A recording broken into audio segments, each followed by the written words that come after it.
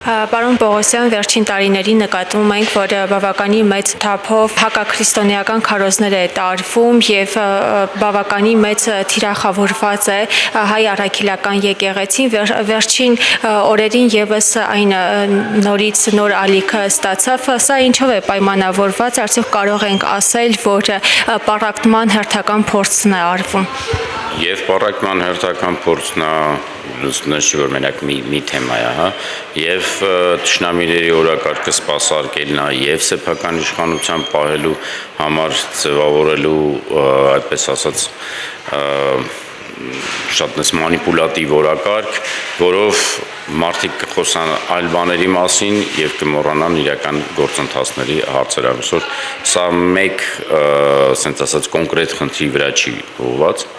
Երբ որ հարմար կլներ, որ օրակարգը լիներ միայն հեծանիվ կլիներ։ Հիմա շատ բաները այլևս չէին աշխատում։ Վստահ եմ, որ այս փաթեթներից մեկն է, որը պատրաստված է գործողների կողմից, ինչպես օրակարգ ձևավորելու, մի օր էլ ավել իշխանությունը ձգելու պահելու համար։ Դրա հետ միասին էլ տեսեք, կարողանամ այս մի երևույթը նույն ձևի ուրախացնեմ, հա, որ Ալիև այլևս շատ իմ վրա չջղայնանա, չասի, որ վայ, եսա նորից մատ թափ չտա, օրակարգ ձևավորեմ նաև այդ լիներ եւ չմոռանանք, որ դրանով նաև օրակարգը շեղվում է արցախյան հենց թեմաներից, ազգային թեմաներից, որովհետեւ վստահ եմ, որ հենց նես չի ընտրված եղել սկիզբը, երբ որ վեհապարը Շվեյցարիան պետք է հանդես գար մեծ ելույթով արցախյան պատմամշակութային հուշարձանների եւ պապան դրա համար մի օր առաջ չգիտեմ ինչի եկեղեցիներին պետակավորեցին ինչպես չուլաններին, որովհետեւ իրականության մեջին ցանկացած տեղ, որը կարիք ունի վերանորոգման, դու վերանորոգում ես եւ դրանից հետո դա մաքրվում է, ես օրինակ չեմ տեսել որևէ մի եկեղեցի, որը նմանացնի թեկուզ նույնիսկ մեր տան չուլանին, հա, որտեղ պահվում են ինչ-որ իրեր, որոնք կարող ասենք մի քանի ամիսը մեկ նոր քեզ պետք է ինչ-որ այդտեղ դրած պահում ես, ինչի համար էլ դրանց անունները չուլաններ են, չէ, ասենք որ ամեն մարդ ինչ-որ պոլիպեդն է պահում, չգիտեմ, վեդրոն է պահում, ինչ-որ բաներ է պահում, որոնք ամեն օրվա առօրյայի բանը չեն, ինչի են դրա մասին ասում, հասկանալ էր, որ դա էր երևի լավ չէին ընկալ այդ մանիպուլացիան, իսկ հաջորդ օրը ավելի խորացավ, եւ այդպես ամեն օր շարունակվելու է, միջև որ կգա գիտակցության, որ ինչ էլ գործողները փորձեն հարձակման նման օգտագործեն հայ առաքելական եկեղեցու հանդեպ, հանրության վրա ոչ մի դրական երևույթ չունենա, ու ցավում է, որ օրինակ մենք հիմա այսօր պետք է քննարկենք այս թեման, նպաստելով նույնիսկ իրանց, ասենց ասած, գաղափարին։ Հիմա նայեք, տեսեք, երբ որ ազգային ժողովի падգամավոր էի, օրենսդրական նախաձեռնությունները բոլորը որ գալիս էր մեծ մասամբ, 80 քանի տոկոսից ավել, նույնիսկ 99-ից ավել գործադրից, միշտ ասում էին օրենսդիրը գործադրի, ոնց ասած, ենթական է, սպասարկում է իրանց օրակարգը, սեփական նախաձեռնություններ չունի, վայ ինչի չեք օրենքներ գրում, ինչի չեք ինքներդ բանանում։ Դա սպասարկողի վիճակ էր։ Հայաստանում կամ բոլոր երկրները, որոնք ժողովրդավարության վրա են, ասում են, որ կա 4 իշխանություններ, հա, գործադիր, օրենսդիր, դատական եւ մամուլը միշտ ընկալում է 4-րդ իշխանություն։ Բայց իշխանության վարկագիծը յուրահատուկ է, երբ որ ինքն է իր օրակարգը բերում։ Հիմա ցավում է, որ օրինակ մենք պետք է այսպես մամուլով քննարկենք այս թեմաները, ինչը նշանակում է էլի գործադրի ենթական ենք դառնում։ Ես շատ ուրախ կլինեմ, որ օրինակ sense մեր հանդիպումները քննարկենք լիակատար այլ թեմաներ, ոչ թե գործադրից եկած բաներ։ Դա համար մամուլին խնդրում եմ 4-րդ իշխանությունը գտնի այդ ուժը, իր իշխանությունը ցուցաբերի եւ իր օրակարգերը տանի։ Ոչ թե քննարկի ինչ են այնտեղ արել, որ ասենք կարևոր չի, ստատուս կգրեն, ինչքան ոչ մի ազդեցություն չունենա, 4-րդ իշխանությունը իր օրակարգով գնա, սոցիալական խնդիրներ են կամ ինչ-որ այլ հարցեր են, բայց չլինի սպասարկում գործադրի եւ դիտիսկից մնացած ամեն ինչը նույն մանիպուլացիան է, իշխանությունը պահելու, թշնամիների օրակարգը սպասարկելու, դուք ինքներդ ասացիք, չէ՞ որ առաջի դեպքը չի որ հարձակում են։ Ուրեմն հասկանալ այս օրակարգային բանը այն ժամանակից է սկսել ու տենց օգտագործվելու է։ Վստահ եմ, որ էլի կան փաթեթներ մշակված, որ այն օրը, երբ որ այլևս առաքելական եկեղեցու օրակարգը այլևս չստացվի իրենց օգտագործել, կգտնեն նոր թեմա։ Բայց նաև այս ամենի հետ նրանք վստահություն են հայտնում, քաղաքացիական պայմանագիրը խմբակցությունը վստահություն է հայտնում, որ ինքը 2026 թվականին վերընտրվելու է։ Ինչով է պայմանավորված այս վստահությունը։ Որևէ քաղաքական կամ իշխող կուսակցություն, որը ասում է, որ մենք չենք ելնելու։ Ինչ եք բանանում, մեր պատմությունն է, մեր երկիրն է, 30 տարի, մի հատ փորձեք նայեք, հրաշեն չի ասել, որ միշտ ես եմ ելնելու։ Բայց մի օր չի ստացվել, հետո հանրապետականն է, չի ասել, բոլոր իշխանությունները անցնելու են Մելիք Ադամյանով։ Ասել է նույն բովանդակային իմաստով նույնն է։ 26 թվականին չի վերընտրվելու։ Ես կարծելու խնդիր չունեմ, դա գալու է հանրության կողմից։ Հանրությունը եթե գնաց քվեարկվեց իրանց օգտին, բա ինչ են անելու։ Եթե ռեպրեսիաներ են օգտագործելու, օրենքները խախտելու են, կարան ընտրվեն, բայց դա արդյոք դա է ընտրությունը։ Նայեք,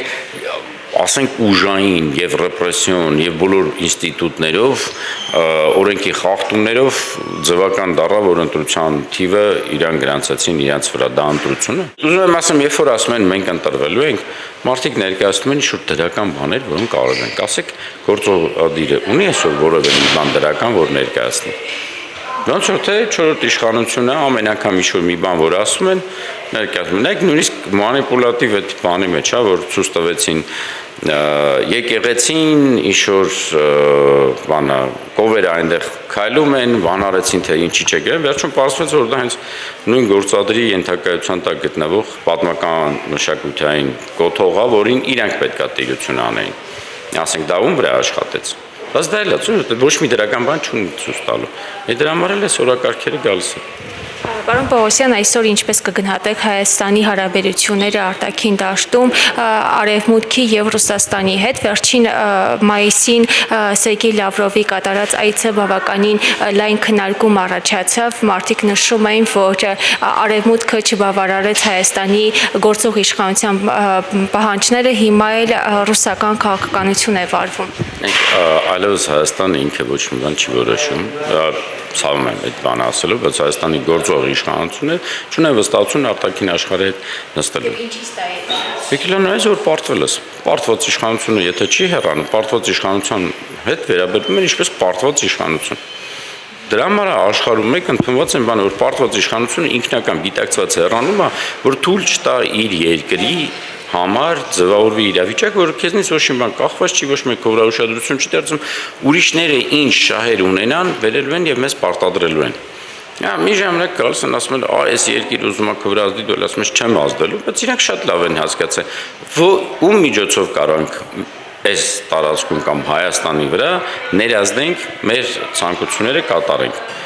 Եթե ուղիղ Հայաստանի իշխանությունները չեն աշխատում, ուրեմն ուսում հետա պետք է աշխատել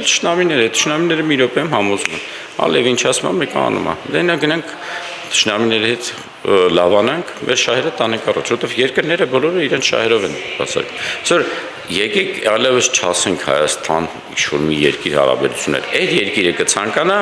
իրան պետք կլինի, իրանք իրենց շահերը այդպես կընկալեն, Հայաստանի հետ ինչ-որ գործընթաց կտեղի կունենա, ոչ։ Իսկ խաղաղության պայմանագիրը ինչպես է անդրադառնալու։ Ով ասում որ խաղաղության պայմանագիրը ստորագրվելու ճշնամին համաձայն է։ Ալիևը որ ասել է ինչեր պետք է լինի, որ անեն, դրանցից ի՞նչն են արել։ Ոչ մի բան։ Ինքը կեսը չի ասել։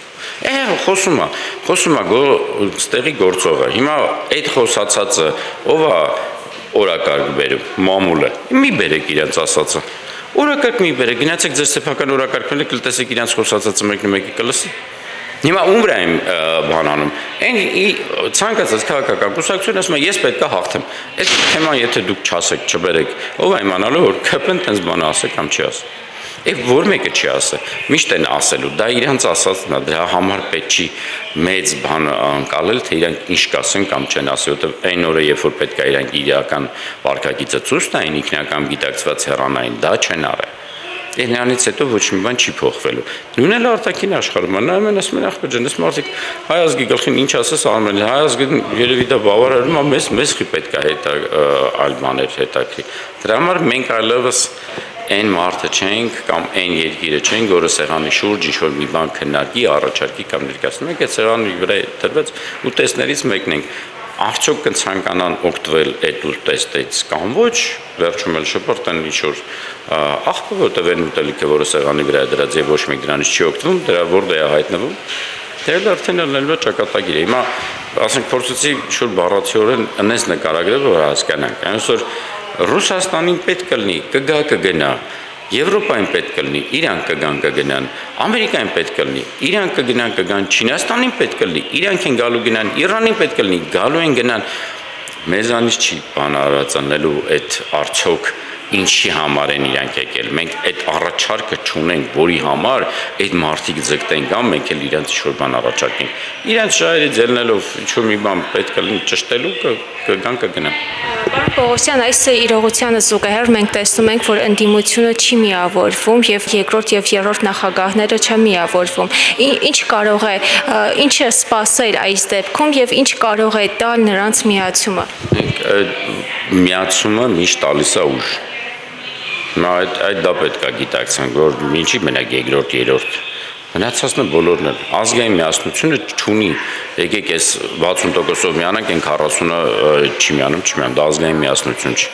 Հուսամ կգար այդ գիտակցությունը, երբ որ կհասկանան, որ պետք է միասնական ուժ, որովհետև ազգային միասնությունն է ուժ տալիս։ Եթե այդ ազգային միասնությունը չի լինելու, սպասարկեցին գործողների օրակարգը, պառակտել, մինչև որ ամեն ինչը վերանա, ես Մոնթեից ավելի խելոք երբևէ չեմ կարող լինեմ, որը պարզ նկարագիր է դրել, ինչի է պետք Արցախը, եւ ասել է կորցնելով Արցախը շարժելու ենք հայոց պետականության էջը։ Մենք հիմա այդ գործընթացի վկաներն ենք կամ նույնիսկ նպաստողներն ենք, որտեղ որևէ մի բան չենք անում։ Հայոց պետականության ամեն ինչը քայքայվում է։ Նոր նայեք։ Գիրը հիմա սպասվում է ձեզ Հայաստանի երրորդ հանրապետությանը։ Թշնամիները եթե sense գնան պարտված իշխանությունը նոր պարտություններ բերելով, թշնամիների օրակարգը սպասելով, թշնամիների երազանքն է կատարելու, վերացնել հայոց պետականությունը։ Եվ ինչ կանեք տեղություն տալու համար։ Այդ մի բանում միայն կարող համաձայնվեմ կամ միակ ճիշտ բանը, որ ասել են գործողները, ասել են ժողովուրդը եթե ցանկանա մի օր էլ չենք իշխանության լինի։ Ժողովրդի ձեռքում այն, որ ժողովուրդը եթե կցանկանա մի բան կփոխի, եթե չի ցանկանա, ինչ ասեմ։